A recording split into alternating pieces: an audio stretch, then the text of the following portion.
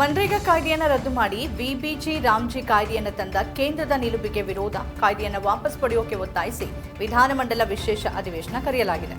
ಇದರ ಜೊತೆಗೆ ಸಂಕ್ರಾಂತಿ ಬೆನ್ನಲ್ಲೇ ಅಧಿಕಾರ ಹಸ್ತಾಂತರದ ಕುರಿತು ಚಟುವಟಿಕೆಗಳು ಆರಂಭ ಆಗಿದೆ. ಡಿಕೆ ಶಿವಕುಮಾರ್ ಅವರು ದೆಹಲಿಗೆ ತೆರಳಿ ರಾಹುಲ್ ಗಾಂಧಿ ಅವರ ಜೊತೆ ಮಾತುಕತೆ ನಡೆಸಿದ್ದಾರೆ.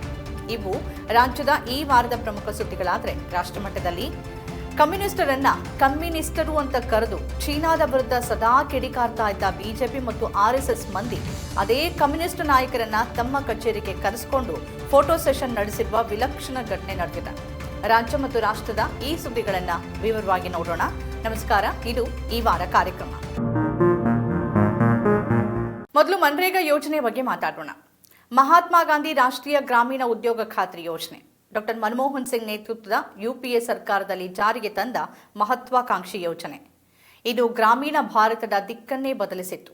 ಗ್ರಾಮೀಣ ಆರ್ಥಿಕತೆಗೆ ಪ್ರಮುಖ ಕೊಡುಗೆ ನೀಡಿದ ಈ ಯೋಜನೆ ಗ್ರಾಮೀಣ ಭಾಗದ ಕೃಷಿ ಕೂಲಿ ಕಾರ್ಮಿಕರಿಗೆ ಉದ್ಯೋಗವನ್ನ ತಮ್ಮ ಹಕ್ಕು ಅಂತ ಕೇಳುವಂತೆ ಮಾಡಿತ್ತು. ಕಾನೂನಾಗಿ ಜಾರಿಯಾದ ಈ ಯೋಜನೆಯ ಮೂಲಕ ಕಾರ್ಮಿಕರು ವರ್ಷಕ್ಕೆ 100 ದಿನಗಳ ಉದ್ಯೋಗದ ಖಾತ್ರಿಯನ್ನ ಪಡೆದರು. ಇದರಿಂದ ಅವರ ಜೀವನ ಮಟ್ಟ ಸುಧಾರಿಸಿತು. ವಿಶೇಷವಾಗಿ ಮಹಿಳೆಯರು ಈ ಯೋಜನೆಯಿಂದ ಹೆಚ್ಚು ಪ್ರಯೋಜನವನ್ನ ಪಡೆದರು ಮತ್ತು ಆರ್ಥಿಕ ಸಶಕ್ತತೆಯನ್ನ ಗಳಿಸಿದ್ರು. ಹೊಟ್ಟೆ ಕಿಚ್ಚಿಗೆ ಮದ್ದಿಲ್ಲ ಅಂತಾರೆ. ನರೇಂದ್ರ ಮೋದಿ ಅವರು ಇದೇ ಮನ್ರೇಗಾ ಯೋಜನೆಯನ್ನ ಸ್ಮಾರಕಗಳ ವೈಫಲ್ಯ ಅಂತ ಕರೆದಿದ್ರು. ಆದರೆ ಕಳೆದ 11 ವರ್ಷಗಳಲ್ಲಿ ಅದನ್ನ ರದ್ದು ಮಾಡೋಕೆ ಅವರಿಗೆ ಸಾಧ್ಯ ಆಗಲೇ ಇಲ್ಲ. ಅದಕ್ಕೆ ಕಾರಣ ಅದರ ಪ್ರಭಾವ, ಅದರ ಅವಲಂಬನೆ ಮತ್ತು ಗ್ರಾಮೀಣ ಬಡವರಿಗೆ ಅದರಿಂದ ಸಿಗ್ತಾ ಇದ್ದ ಲಾಭ. ಆದರೆ ಈಗ ನರೇಂದ್ರ ಮೋದಿ ಸರ್ಕಾರ ಮನ್ರೇಗಾ ಯೋಜನೆಯನ್ನ ರದ್ದು ಮಾಡಿ ವಿಬಿಜಿ ರಾಮ್ಜಿ ಅನ್ನೋ ಹೊಸ ಕಾಯ್ದೆಯನ್ನ ಜಾರಿಗೆ ತಂದಿದೆ. ಇದು ಕಾನೂನಾತ್ಮಕ ಉದ್ಯೋಗ ಖಾತ್ರಿಯನ್ನ ನೀಡುವ ಬದಲು ಬಜೆಟ್ ಆಧಾರಿತ ಮತ್ತು ಸರ್ಕಾರದ ನೀತಿಗೆ ಅವಲಂಬಿತ ಆಗಿದೆ. ಇದೇ ಕಾರಣಕ್ಕೆ ಈ ಕಾಯ್ದೆಯನ್ನ ರದ್ದು ಮಾಡಿ ಮನ್ರೇಗಾ ಯೋಜನೆಯನ್ನ ಮೊದಲ ಸ್ವರೂಪದಲ್ಲಿ ಇದ್ದಂತೆ ವಾಪಸ್ ತರಬೇಕು ಅಂತ ದೇಶದಾದ್ಯಂತ ಆಗ್ರಹಗಳು, ಪ್ರತಿಭಟನೆಗಳು ಜೋರಾಗಿವೆ. ವಿಶೇಷವಾಗಿ ಕಾಂಗ್ರೆಸ್ ಪಕ್ಷ ಈ ವಿಚಾರದಲ್ಲಿ ಅತ್ಯಂತ ಗಂಭೀರವಾಗಿದೆ. ಸದನದ ಒಳಗೆ ಮತ್ತು ಹೊರಗೆ ಚರ್ಚೆಯನ್ನು ನಡೆಸಿರುವಂತಹ ಕಾಂಗ್ರೆಸ್ ಸಿಡಬ್ಲ್ಯೂಸಿ ಸಭೆಯಲ್ಲಿ ಹೋರಾಟದ ರೂಪುರೇಷೆಯೊಂದಿಗೆ ಮುಂದುವರೆದಿದೆ. ಈಗ ಕರ್ನಾಟಕದಲ್ಲಿ 3 ಹಂತಗಳಲ್ಲಿ ಹೋರಾಟ ನಡೀತಾ ಇದೆ. ಕಾನೂನಾತ್ಮಕ ಹೋರಾಟದ ಜೊತೆಗೆ ಜನರಿಗೆ ಮಾಹಿತಿಯನ್ನ ಕೊಡೋದು ಮತ್ತು ವಿಧಾನಮಂಡಲದ ಅಧಿವೇಶನವನ್ನ ಕರೆಯುವುದು ಪ್ರಮುಖ ಆಗಿದೆ. ಈ ತಿಂಗಳ 22ನೇ ತಾರೀಕಿಂದ 5 ದಿನಗಳ ಕಾಲ ವಿಶೇಷ ಅಧಿವೇಶನ ಇದಕ್ಕಾಗಿಯೇ ನಡೆಯುತ್ತೆ. ಅಧಿವೇಶನದಲ್ಲಿ ಮನ್ರೇಗಾ ವಿಚಾರವನ್ನ ಚರ್ಚೆ ಮಾಡಲಾಗುತ್ತೆ. ಕಾಯ್ದೆಯ ಉಪಯೋಗ, ಪುನಃ ಸ್ಥಾಪನೆ ಮತ್ತು ಯಾಕದನ್ನ ವಾಪಸ್ ಪಡಿಬೇಕು ಅನ್ನೋ ಅಂಶಗಳ ಬಗ್ಗೆ ಸದನದಲ್ಲಿ ದಾಖಲಾಗುವಂತೆ ಚರ್ಚೆ ನಡೆಯಲಿದೆ. ಈ ಮೂಲಕ ಕರ್ನಾಟಕದ ಕಾಂಗ್ರೆಸ್ ಸರ್ಕಾರ ಬಿಜೆಪಿಯನ್ನ ಇಕ್ಕಟ್ಟಿಗೆ ಸಿಲುಕಿಸುವ ಪ್ರಯತ್ನ ಮಾಡಿದೆ. ವಿಧಾನಮಂಡಲದ ಜಂಟಿ ಅಧಿವೇಶನವನ್ನು ಉದ್ದೇಶಿಸಿ ಕೇಂದ್ರದಿಂದ ನೇಮಕಗೊಂಡ ರಾಜ್ಯಪಾಲ ಥಾವರ್ ಚಂದ್ ಗೆಹ್ಲೋಟ್ ಅವರು ಸರ್ಕಾರ ಬರೆದುಕೊಟ್ಟ ಭಾಷಣವನ್ನು ಓದಬೇಕಾಗತ್ತೆ. ಮತ್ತೊಂದು ಕಡೆ ಬಿಜೆಪಿಯ ಶಾಸಕರು ವಿಬಿಜಿ ರಾಮ್ಜಿ ಕಾಯ್ದೆಯಿಂದ ಮಹಾತ್ಮ ಗಾಂಧೀಜಿಯವರ ಹೆಸರನ್ನ ತೆಗೆದಿರೋದಕ್ಕೆ ಕಾರಣಗಳನ್ನ ಸದನದ ಒಳಗೆ ನೀಡಬೇಕಾಗತ್ತೆ. ಇದು ಕಡತಗಳಲ್ಲಿ ದಾಖಲಾಗಿ ಜನರಿಗೆ ನೇರವಾಗಿ ತಲುಪತ್ತೆ. ಈ ಒತ್ತಡದ ಮೂಲಕ ಬಿಜೆಪಿಯನ್ನ ಇಕ್ಕಟ್ಟಿಗೆ ಸಿಲುಕಿಸೋದು ಮತ್ತು ಜನರಿಗೆ ಮನ್ರೇಗಾ ಕಾಯ್ದೆಯ ಅವಶ್ಯಕತೆಯನ್ನ ತಿಳಿಸುವ ಪ್ರಯತ್ನಕ್ಕೆ ಕಾಂಗ್ರೆಸ್ ಮುಂದಾಗಿದೆ. ಪ್ರಜಾಪ್ರಭುತ್ವ ವ್ಯವಸ್ಥೆಯಲ್ಲಿ ಸದನದ ಚರ್ಚೆ ಬಹಳ ಮುಖ್ಯ. ಅದು ಜನರಿಗೆ ಉತ್ತರದಾಯಿ ಆಗಿರಬೇಕು. ಆದ್ದರಿಂದ ಬಿಜೆಪಿಯವರು ಈ ಕಾಯ್ದೆಯನ್ನ ತಂದ ಹಿಂದಿನ ಉದ್ದೇಶ ಮತ್ತು ಮಹಾತ್ಮ ಗಾಂಧಿಯ ಹೆಸರು ತೆಗೆದ ಕಾರಣಗಳನ್ನ ವಿವರವಾಗಿ ತಿಳಿಸಬೇಕು. ಈ ನಡೆಯ ಮೂಲಕ ಕಾಂಗ್ರೆಸ್ ಪಕ್ಷ ಮನ್ರೇಗಾ ವಿಚಾರದಲ್ಲಿ ತನ್ನ ನಿಲುವು ಸ್ಪಷ್ಟ ಮತ್ತು ಗಂಭೀರವಾಗಿದೆ ಅನ್ನೋ ಸಂದೇಶವನ್ನು ರವಾನೆ ಮಾಡಿದೆ. ಈ ಅಧಿವೇಶನ ಎಷ್ಟು ಪರಿಣಾಮ ಬೀರಲಿದೆಯೋ ಗೊತ್ತಿಲ್ಲ. ಆದರೆ ಮನ್ರೇಗಾ ಕಾಯ್ದೆಯನ್ನ ಬದಲಿಸುವ ಹಿಂದೆ ರಾಜಕೀಯ ಉದ್ದೇಶವಲ್ಲದೆ ಬೇರೇನೂ ಕಾಣಿಸೋದಿಲ್ಲ.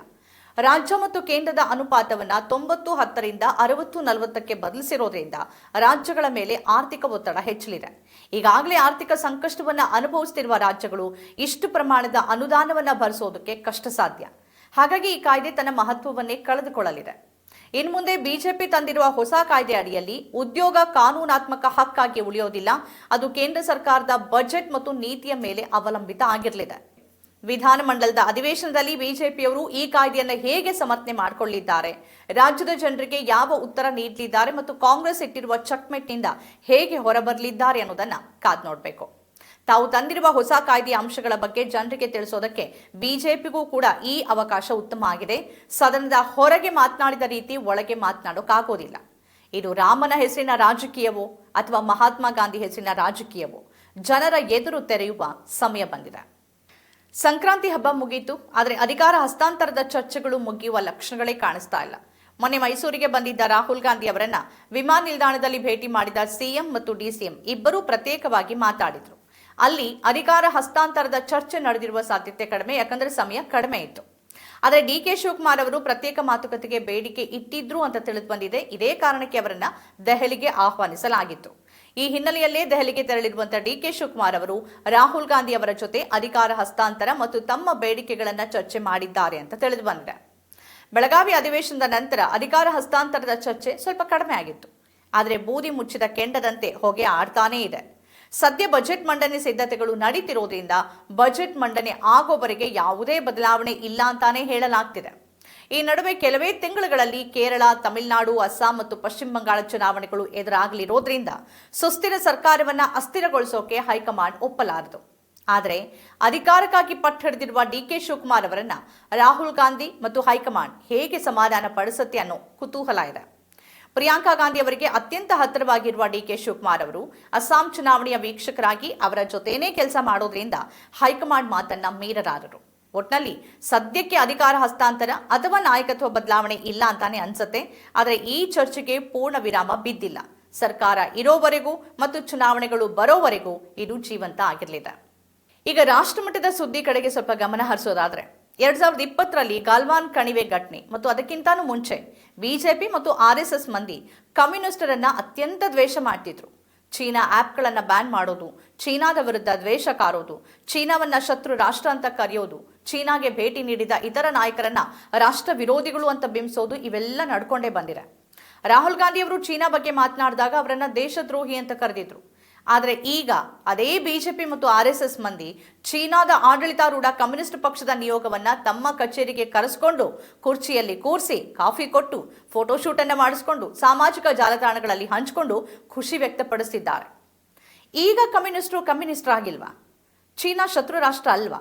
ಚೀನಾ ಬಗ್ಗೆ ಮಾತಾಡುವ ಮತ್ತು ಕಮ್ಯುನಿಸ್ಟ್ ನಿಯೋಗದ ಜೊತೆ ಫೋಟೋ ತೆಗೆದುಕೊಳ್ಳುವ ಬಿಜೆಪಿ ಮತ್ತು ಆರ್ಎಸ್ಎಸ್ ಮಂದಿ ಈಗ ದೇಶದ್ರೋಹದ ಕೆಲಸವನ್ನ ಮಾಡ್ತಿಲ್ವಾ? ಅವರು ಚೀನಾದ ಏಜೆಂಟ್ರಂತೆ ವರ್ತಿಸ್ತಿಲ್ವಾ? ತಾವು ಮಾಡಿದ್ರೆ ಸರಿ, ಪರಮ ಸಾಧುತನ, ಬೇರೆಯವ್ರು ಮಾಡಿದ್ರೆ ತಪ್ಪು, ಪರಮ ದೇಶದ್ರೋಹ. ಒಂದೇ ಕೆಲಸವನ್ನ ಯಾರು ಮಾಡ್ತಾರೆ ಅನ್ನೋದರ ಮೇಲೆ ಸರಿ ಮತ್ತು ತಪ್ಪುಗಳನ್ನ ನಿರ್ಧರಿಸೋದು ಬಿಜೆಪಿ ಮತ್ತು ಆರ್ಎಸ್ಎಸ್ಗಿಂತ ಹೆಚ್ಚು ಯಾರಿಗೆ ಸಾಧ್ಯ ಹೇಳಿ? ದೇಶದ ಒಳಗೆ ಕಮ್ಯುನಿಸ್ಟರು ಮತ್ತು ಮಾವೋವಾದಿಗಳು ಇವರಿಗೆ ಶತ್ರುಗಳು, ಹೊರಗಡೆ ಅತ್ಯಾಪ್ತ ಮಿತ್ರರು. ಇದನ್ನ ಹಿಪಾಕ್ರಸಿ ಅಂತ ಕರೀದೆ ಮತ್ತೇನ್ ಕರೆಯೋದಕ್ಕೆ ಸಾಧ್ಯ? ಇವಿಷ್ಟು ಈ ವಾರದ ರಾಜ್ಯ ಮತ್ತು ರಾಷ್ಟ್ರ ಮಟ್ಟದ ಪ್ರಮುಖ ಸುದ್ದಿಗಳು. ಈ ರೀತಿಯ ಬೇರೆ ಬೇರೆ ವಿಶೇಷ ಕಾರ್ಯಕ್ರಮಗಳನ್ನು ತಾವು ನೋಡಬೇಕು ಅಂತಂದ್ರೆ ನಮ್ಮ ಚಾನೆಲ್ ಸಬ್ಸ್ಕ್ರೈಬ್ ಮಾಡಿ. ನಮಸ್ಕಾರ.